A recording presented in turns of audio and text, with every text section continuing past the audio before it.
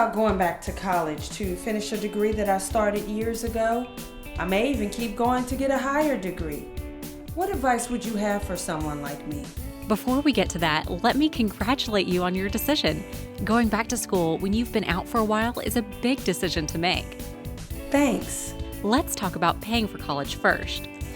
You should sit down and carefully figure out how much your education is going to cost. The financial aid office can help you with that. Then it's time to look at how you can pay for it. And that's one of the biggest questions I have. That's good, because that means you're not just jumping into something without thinking about it. First of all, you need to file the free application for federal student aid, which most people just call the FAFSA. That not only lets you know if you qualify for federal aid, but also many state financial aid programs. Okay, file for FAFSA. Then what? See if your employer has a tuition reimbursement program and if you qualify. A lot of times, people will be expected to keep working at the same place for a certain period of time. If they don't, they have to pay the company back.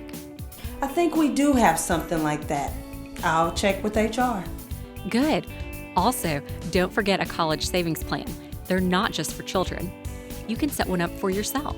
You may be able to make contributions through payroll deduction. Now that never would have occurred to me. Thanks. I'll check into that. Good. Now, if you find out you're going to have to take out student loans to help pay for your education, borrow only what you need. The less you borrow, the less you have to pay back. Use federal student loans first. The interest will most likely be lower, and you'll also have more choices when it comes to repayment programs. If you have to go with a private student loan, do some comparison shopping to find the best deal in terms of interest and repayment. I'll keep that in mind too.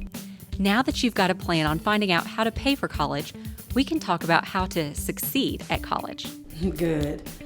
I'm determined to finish my degree, but I'll admit, I feel a little apprehensive about what I'm getting myself into.